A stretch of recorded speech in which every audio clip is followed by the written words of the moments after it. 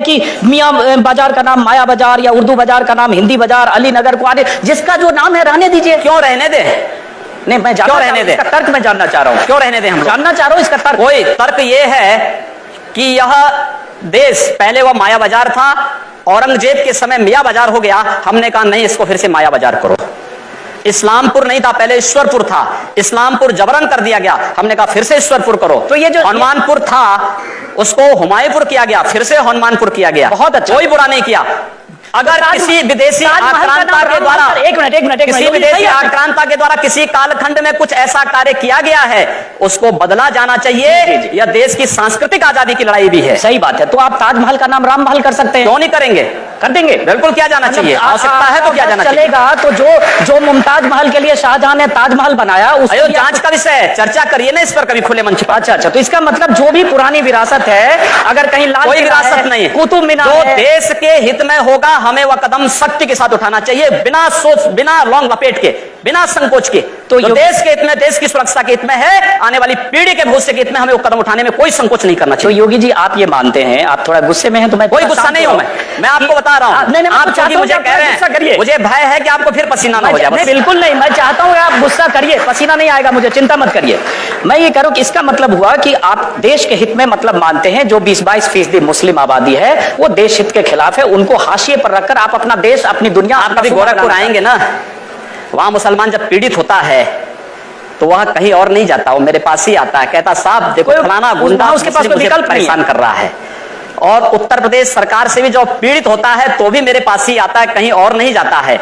अकेले सांसद हूं जो 2-3-4 घंटे पब्लिक के लिए खुले उसमें बैठता हूं, कोई सुरक्षा नहीं, कोई तामझाम नहीं, कोई भी आए अपनी बात कहें, और फिर अगर बातचीत से मानेंगे ठीक, नहीं तो आंदोलन का रास्ता वहां तय होता है। हर एक व्यक्ति की सुरक्षा और हर एक व्यक्ति का विकास आपको देखना गोरखपुर में जाकर के। एक बार इसको ये बोलेंगे, हर एक व्यक्ति मतलब हिंदू हो या मुसलमान, जो भारत का नागरिक है वो हमारा नागरिक है, उसमें जाति मत और पंथ कहां की बात आती है? जब अरे मैं सनातन हिंदू धर्म का उपासक बदलना चाहते हैं, सनातन हिंदू धर्म का उपासक हूं, सर्वे भवन्तु सुखिनः सर्वे सन्तु निरामया की बात करता हूं।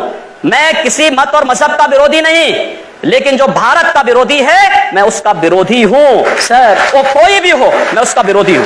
योगी जी, ठीक है, तालियां बजाइए आप लोग। योगी जी, उर्दू बाजार को हिंदी बाजार बताना या बदलवा देना, उर्दू हमारी पहचान हिंदी से है या उर्दू से? मैं आपसे पूछना चाहता हूं। आप फिर मुझसे उर्दू में ही पूछिए। मेरी भाषा हिंदी है, मैं उर्दू नहीं जानता हूं। तो फिर लेकिन वहां के लोग भी हिंदी जानते हैं, मैं जानना चाहता हूं के नाम पर क्यों ना नाम रखें? सर सवाल तो मैं पूछ रहा हूं, जवाब आप देंगे। जिस दिन मैं आपकी तरह यहां आ जाऊंगा चुनाव लड़ने तो आप मुझसे पूछ लीजिएगा, आज मेरा दिन है।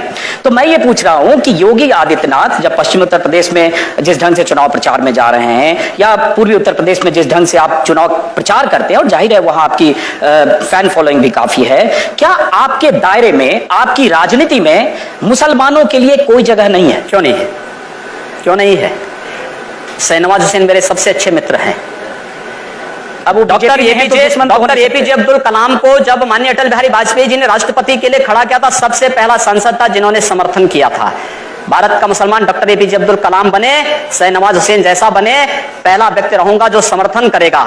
लेकिन अगर यहां पर कोई ओसामा बिन लादेन को और औरंगजेब जैसे दुर्दांत लोगों को अपना आइकॉन मान करके भारत के अंदर पाकिस्तान का झंडा लहराएगा, तो फिर उनके उन विषैले फनों को सख्ती के साथ कुचलने के लिए भी सबसे पहले योगी आदित्यनाथ। यकीनन अगर भारत में कोई पाकिस्तान का झंडा लहराने की घटनाएं हुई हैं, करेगा, लेकिन होना चाहिए। लेकिन ये कहकर आप पूरी आबादी को ये नहीं, पूरी आबादी की बात नहीं की, भारत में पाकिस्तान का पूरी आबादी की बात नहीं। एक बार हम सवाल लेते हैं। हाँ, आप जिन हिंदू हितों की बात कर रहे हैं, उनमें से बहुत से हिंदुओं को, जैसे मैं भी हिंदू हूँ, बहुत से हिंदुओं को लगता है कि राम मंदिर की याद आप लोगों को सिर्फ चुनाव के वक्त आती है।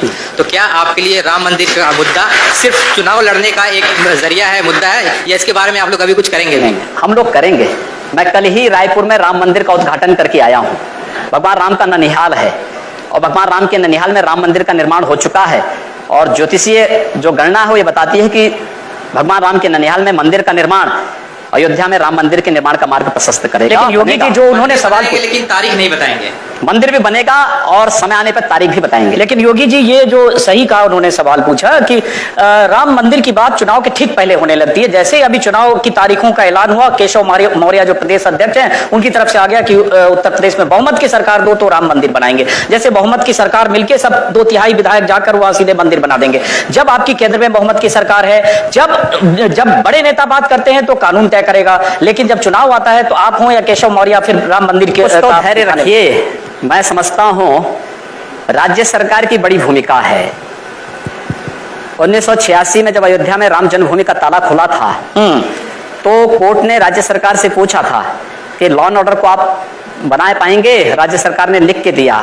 मैं श्रद्धांजलि दूंगा स्वर्गीय वीर बहादुर सिंह जी को, जिन्होंने उस समय राम मंदिर के इश्यू को लेकर के, और स्वर्गीय प्रधानमंत्री श्री राजीव गांधी जी को, जिन्होंने 89 में अयोध्या से कांग्रेस के चुनाव प्रचार का शुभारंभ किया था।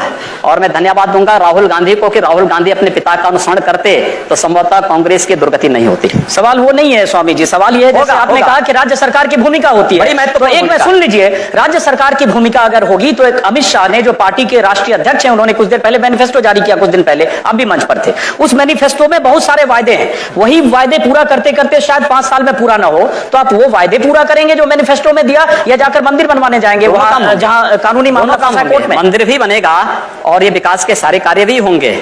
हमारा विकास कार्य जाति, मत और मजहब से ऊपर उठ करके होगा, सबके लिए होगा, सबका साथ और सबके विकास की बात होगी। जब आप बोलते हैं ना योगी जी कि जात मजहब इन सब से ऊपर उठ के होगा, तो बहुत दिलचस्प लगता है, क्योंकि जब फिर आपके बयान पढ़ने लगते हैं तो लगता है जो आप बोल रहे हैं